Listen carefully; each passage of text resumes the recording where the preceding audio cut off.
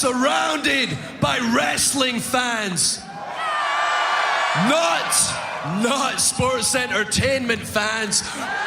Professional wrestling fans! Professional wrestling! This is it! This is us standing up! This is the Wrestling Matters Podcast, a podcast that stands up for professional wrestling. Why? Because wrestling matters. So join the revolution, because the revolution is now. Hey, start the show.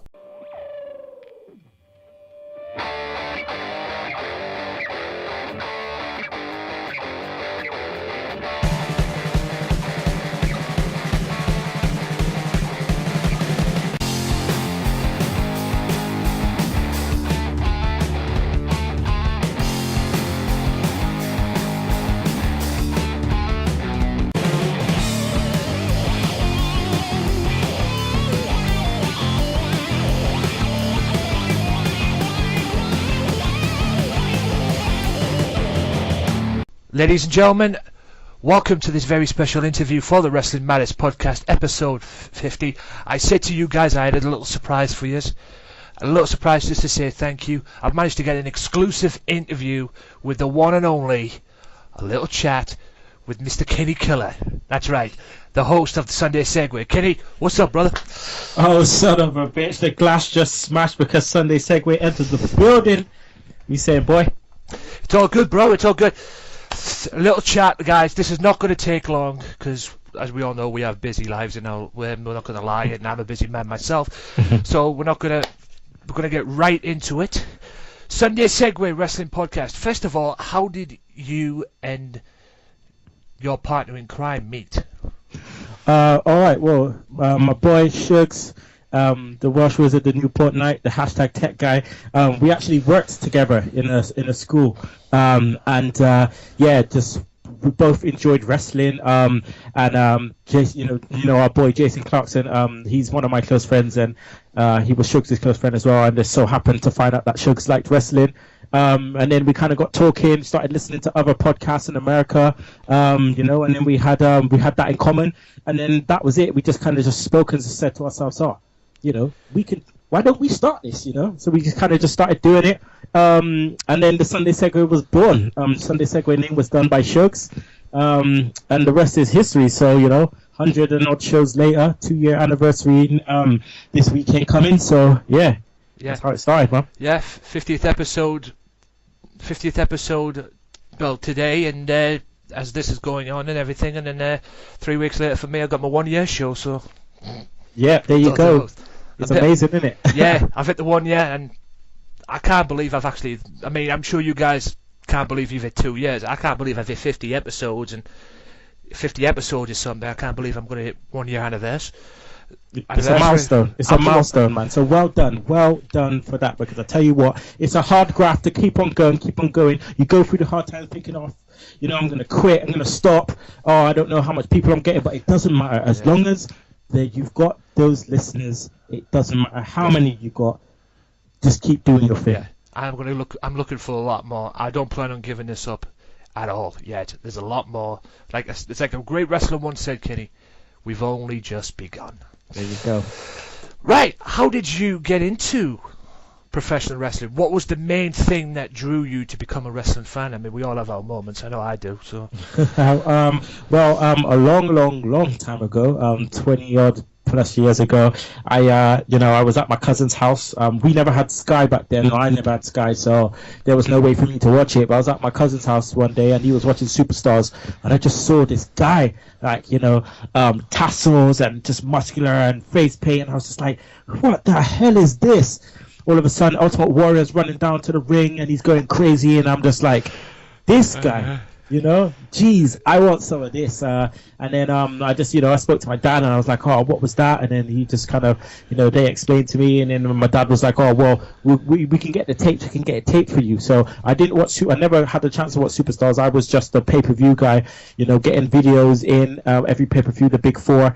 And then yeah, that was it. The rest was history. Literally, I was crazy, and the fact that I wasn't overexposed to it just made me even want it more. I got a couple of WWE magazines, couple figures here and there, you know. So I was in my element. Yeah, well, I was a magazine collector myself back in the day, and that was the only thing I could ever. I mean, people say you should read and this, that, and the other. The only thing I ever read was games and magazines and wrestling magazines. That was the only thing I ever read. And back in the day, compared to what they are now, magazines back then were the real deal, no doubt. And like I say, it was always about pay-per-views for me back then as well. I mean, yours was the Ultimate Warrior, mine was Hulk Hogan. So I mean, we all have, well, like I say, we all have our special moments in the world of professional wrestling. What do you think the wrestling business needs to be now compared to the good old times now? Because as we all know, and many of you people listen to the podcast, our respective podcasts, we all know that, well, especially WWE, the business is a clusterfuck. So what do you think, in your opinion, what do you think that it all needs to be? There's quite a few things. I mean, I think they're just in such a rush to be part of the mainstream. A lot of stuff kind of happens there where they'll have random people that has nothing to do with wrestling whatsoever on the show, which takes up a lot of time. They also now have that 3-hour thing because obviously, you know, people's throwing money at them for an extra hour. And fair enough, you know, sponsors, you're going to say, yeah, but it takes its toll on your wrestling show. Then it goes to the creative. They've got people in there that's not, you know, actual, you know, from the actual people from the business, so they don't know quite that much about the business, but they do know a lot about soaps and so on and movies and stuff. So I feel they failed to kind of relate to what's happening now and parts of the old school. I mean, hence the, you know, scripted promos. Like, come on, you know, you had guys like Jake Snake back in the day, just straight looking into the camera in your face, telling you how it is, no script whatsoever. You know what I mean? Like, we need to kind of go back to that to get the real essence of what these characters, what these people are like. You know, and then we've got, they're trying to saturate everything. They're trying to do a 3-4 month storyline into 3-4 weeks. You know, everything's rushing, everything's happening quickly. There's no explanations. It's just a lot of, again, the clusterfuck. The development, the main thing is the failure to develop a lot of stars to reach the heights of where they need to do to take over from certain people that's there at the moment. So you have a massive, you know, you've got a main event scene, and then you've got no mid cards. So you've got no one building progress. You're gone straight from the gutter to all the way up to the top. And when you stay at the top, you're just at the top, and that's it. There's no progression. There's no actual match progression. There's no, you're fighting this guy to lead to this guy, to lead to this guy, to lead to this guy, and then all of a sudden you're eligible to win the Royal Rumble just because you've beaten this person, you know. And then now, because you've won the Royal Rumble, you have the right to face the champ at WrestleMania. Progress. Look at Shawn Michaels. I said it on our show a couple of weeks ago. Look at Shawn Michaels. Shawn Michaels is a direct example. The guy started with a tag team, then he went single, knocked off his partner, then he started, you know, fighting other mid-carders, got a manager, went back to his feud with his partner, then started fighting for the Intercontinental title. He was in that scene for ages, having more bigger storylines, you know, making his way. He won not one Rumble, he won 2 Rumbles before he won the title. You know what I mean? Just the progress. So that's definitely it for me. Yeah, and I think they need to bring back King of the Ring again and need to make that as a pay-per-view as well, because there was a lot of progress and a lot of stars that came out of that. Look at that. The winner of that faces the champion at SummerSlam. Yeah. Simple.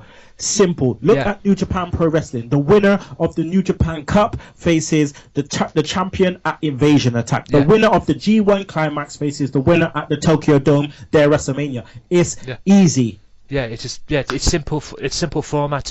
Do tournaments, do special events and everything, and then give the winner of that a title shot, or a shot at the main prize, or whatever the main prize is. Whether it's a title shot or, like you said, a title shot in New Japan or anywhere else. It's a simple philosophy, and I'm a big fan, and I'm a big believer that they should bring back the King of the Ring, because whoever came up with that idea to drop that pay-per-view is an idiot, in my opinion. What is the worst thing about hosting, or what has been the worst thing about hosting Sunday Segway? I don't think it's weird to say a worst thing, because I find that, like, it's a lot of work to get where we are at the moment. Okay, I'm not, you know, trying to be big-headed or say that there's, you know, where this all amazing machine. We're at a certain level at the moment, which we're happy with, you know. But it's taken a lot of time and a lot of hard work and a lot of effort, a lot of ideas, a lot of brainstorming to get to that point. It's taken a lot of graft to get the amount of followers that we have, to get the amount of people who are committed to coming on the show every week. Look, I mean, look how much American guests we have, man. Yeah. You know what I mean? Yeah.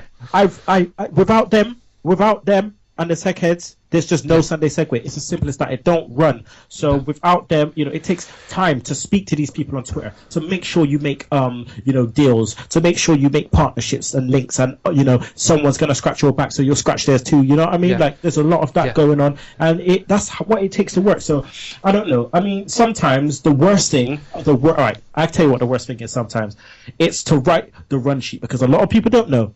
The people who are guests on the shows, they have their run sheet. My run sheet is different to theirs, right? Their run sheet is a blanket bullet point schedule of what the show's going to be like or what's going to be on the show. Yeah. My run sheet is a detailed point by point, question by question for each guest on the show. Each guest on the show. So it's just like to a T. I'm slightly OCD, but I don't give a F. It's all good. Yeah, it all works out in the end, and it's all part of the job, and it's all fun. And like I say, I can vouch to some of this as well, guys, because I've been on the Sunday Segway, and when he talks about run sheets and that, I've received a few run sheets as well, being on the episode yesterday. And by the way, check out yesterday's episode as well, because I made an appearance. Yeah, man, you definitely saved my bacon, dog. Yeah, definitely saved my bacon. Yeah, I made an appearance yesterday, and it was good. And as always is on the Sunday Segway, it's a lot of fun. And if you haven't tuned in to listen to it, then where have you been? But what has been the worst part, or the worst thing for you as a wrestling fan? What has been your worst moment as a wrestling fan? Because, like I said, we've all had our moments. Worst moment as a wrestling fan. Worst. I'll tell you. All right. The worst moment for me as a wrestling fan was the day Shawn Michaels left the business in '98. After that, I was just like, what's happening? No, that's Shawn Michaels is the greatest in-ring performer, entertainer of all time. He is my favorite wrestler of all time. And when that guy walked away after WrestleMania 14, I was just like, that's definitely one of my my worst moments in wrestling. Yeah, he walked away from the business of performance, but he came back on occasions to be the commissioner and that. But yeah. I mean, if you're talking about great performers in the business, especially in WWE, Shawn Michaels is definitely top of that list, no doubt. What has been the best moments for you? What has made you, when you do the segue and you create the segue and you do the shows each and every week, do you get any satisfaction out of it? Oh man, massively. You see, you got to remember, I'm a wrestling fan also, so to be able to talk about wrestling to people, all right, that you got to remember, I don't know no one. I don't know, when you come off the bat, I don't know anyone. The only thing I know about them is that you like wrestling and I like wrestling. And if I can engage with them on a bigger scale just because of that, then I've done something right. At the end of the day, it's satisfying to be able to have loads of people to speak to about wrestling, because there's a stigma behind it. No one's gonna lie. There's a little bit of a stigma behind it, and you know, a lot of people may have issues with not being able to relate to other people who do like wrestling. But now with the Segheads, we have this nifty little family who talk about wrestling every single day. Apart from that, I tell you, the other satisfying thing is to be able to speak to wrestlers. Oh man, to be able to interview wrestlers, again, that's a hard graft, bro. You've got to take a lot of no's before you get a lot of yeses. And I mean, I worked hard to get those interviews. My last interview was with NWA president.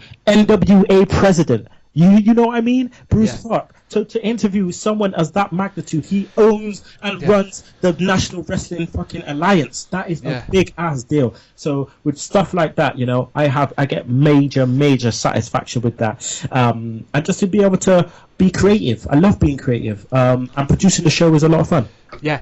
Being creative, guys, you probably don't know this, but being creative is a hell of a lot of fun. Mm-hmm. It really is a hell of a lot of fun, and it might not sound it on paper, but once you get the ball rolling and start being creative, whether it's whatever it is you do in the world, whether it's on YouTube or whatever, it's fucking fun. It really is, and it gets that brain going as well. And what has been your most successful interview? I know you just mentioned there the NWA president, the NWA runner. What has been the interview that has shocked you the most, that you thought, that you thought you'd never could get? Oh man, there's only one, and that's the Jake the Snake Roberts interview. I knew that was coming. That's the only. Could you imagine? Right, this is months before he goes into the Hall of Fame, and I sit down, right, and I'm bricking it. I am shitting bricks, right, sitting here, quivering in my boots, thinking that I'm going to interview the guy that I just enjoyed so much growing up, and oh man, it was such a pleasure. It was such a pleasure. Yeah. It was just like a dream come true. I think I'd have been shitting myself as well if I was in your shoes interviewing the legend that is Jake the Snake Roberts. But I got one more. One more was also the interview with Karma. The fact that it was her last set of interviews before she was due to do some more next year. So that was it, the last set of interviews. Yeah. And I managed to get in there and just bam, she sat down with me. We had a long conversation for about an hour. I couldn't believe what we were talking about. She cried on air. What the hell? You know what I mean? Like all that kind of stuff. Like you just raw live stuff, and I just enjoyed it. That's what the thing's all about, man. You've got to be raw when you're doing stuff like that. It's not necessarily about the show and everything, doing that live. You do that when you can, and you do that to the best that you can. But when it comes to, the interviews and that, you've got to shoot. You've got to let it go. You can't do the interview and then edit stuff that out. You've got to leave that in. You leave it all in, leave it in, and have one big, huge shoot interview. Because at the end of the day, if you're editing stuff out, unless they want you to, if you're editing stuff out, then it's going to ruin it, and it's not going to be. You want it to be raw, you want it to be authentic, kind of like that. What was that? Will she be able to do any interviews next year? Because she's back in TNA, isn't she? Yes. So there was something happening. She was working on something, and her manager said that this was her last group set of interviews for another year, and now I know why. So you've got to go through a guy called Bob Ryder in TNA to get any interviews with anyone from TNA, and if you can find his contact, please give it to me, because that guy is listen, I tried to get an interview with Miss Tessmacher, right, and she said she would love to do it. Brooke Tessmacher, she said she would love to do it, but I had to go through Bob Ryder. Couldn't get a email address, so that kind of flopped. Yeah. But once I do get it, oh man, be sure you'll be hearing a lot more interviews from TNA guys. And if you do get it, pass it over to me as well, because I'd love to interview some TNA ones. I can tell you one I'd like to interview as well, Drew Galloway. Oh yeah. Tried that, said no. So actually, didn't even say no, just didn't even respond. Yeah, you get a lot of that, man. And I've had a few as well. I've emailed a certain Scottish wrestler that many of you people may know and like if you watch ICW. Grado. Yeah, it's yourself. And the only two interviews, unfortunately, that I've been able to do are with Colleen Masters and Jezebeth.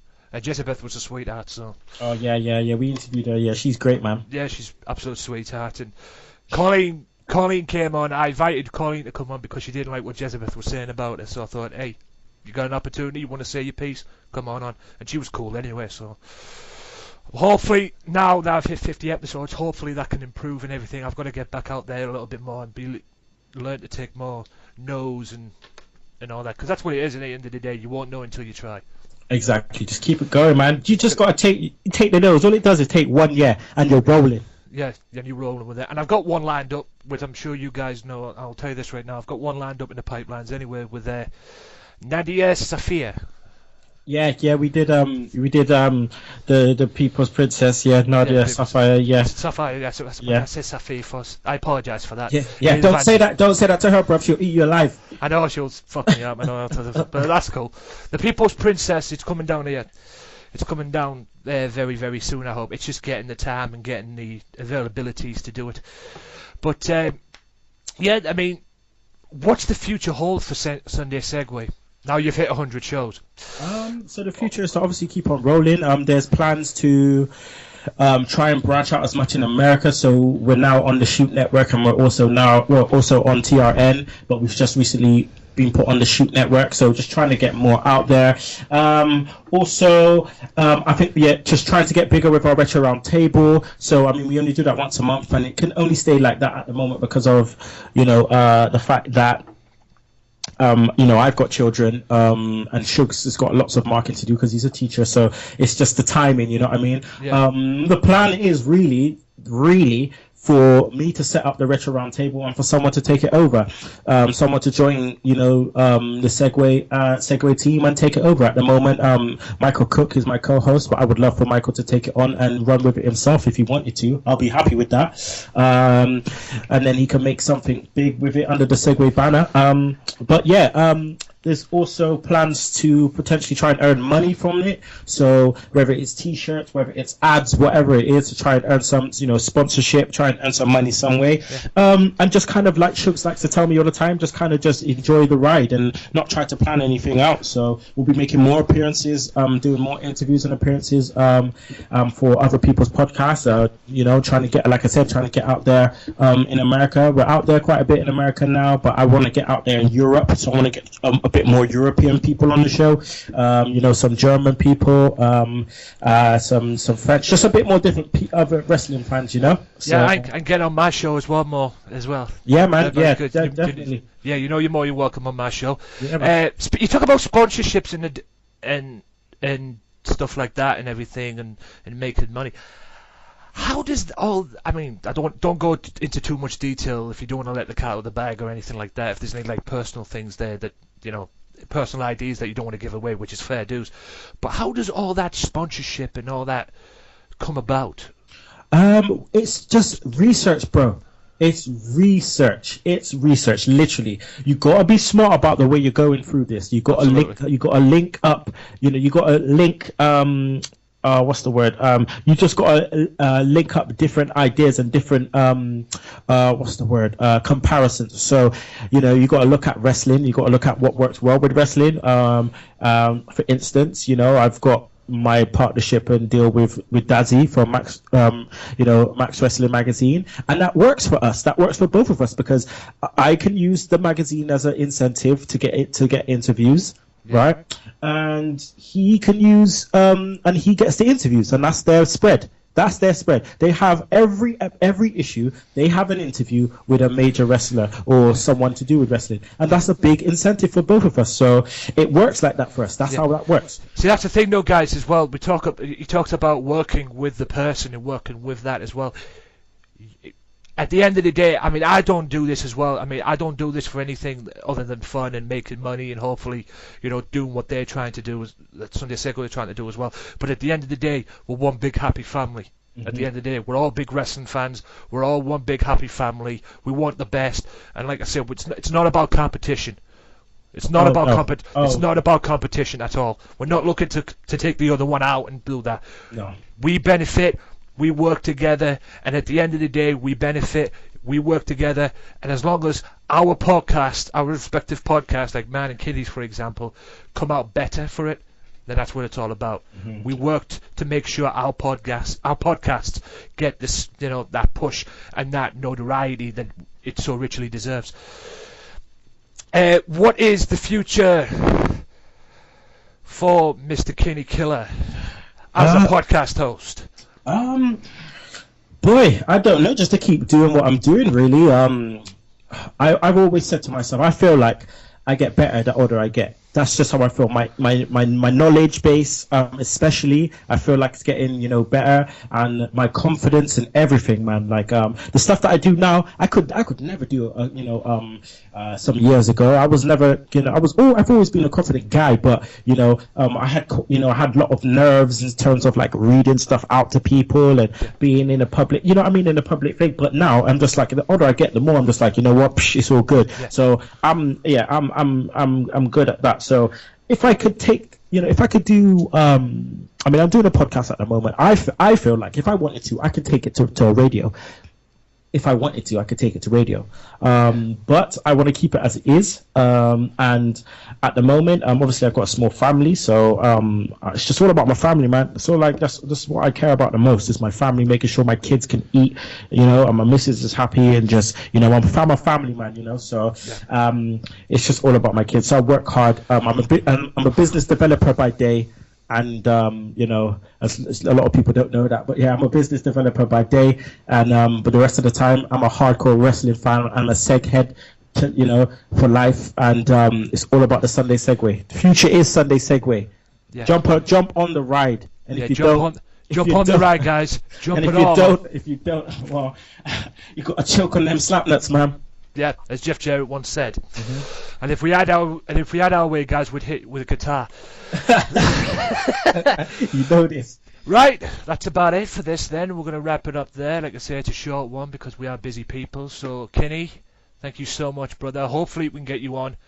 Like I say, be on standby as well. I've got a big show coming up, 1 year anniversary. We want to get you on. We want to get you a part of it as well. We want to get you and hopefully Shogs back on. Get well soon, right hand man, hashtag tech guy as well. And with that being said,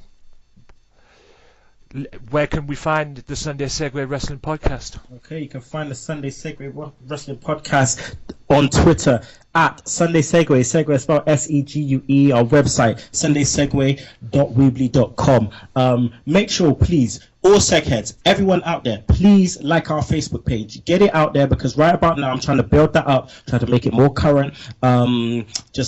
Try to make it more current, try to make it more modern, just everything, funny, everything. So just make sure you like our page, follow our page, look at all of the things that we post, comment on them, whatever, do whatever, but just make sure you like our page. You can find us on Podomatic, Stitcher Radio, Mixcloud, or actually maybe not that much Mixcloud anymore, but you could definitely find us on our YouTube channel. Subscribe to our YouTube channel. We're just updating it with all the rest of the episodes and the Retro Round Table. Check out the Retro Round Table. If you're an old school guy, 20 plus years in the game, loving the old school, make sure you check out the Retro Round Table. We're at episode 8 at the moment, I believe. Next episode will be Survivor Series 1992. Check that out in April, coming to you. And yeah, every Sunday you can check us out. Every single Sunday we're here, by hook or by crook. So yeah. I just want to say a big, massive, well done, Tony Walker, Wrestling Matters podcast, 50 episodes. Remember it at the beginning. Now it's here. You're still here. Keep doing the damn thing. And if people don't like that, you can choke on that slap nuts. Woo! And with that being said, ladies and gentlemen, my name is the H, the E to the A to the D. And like it's always been said, you can choke on that slap nut because wrestling matters, wrestling fans. We are out.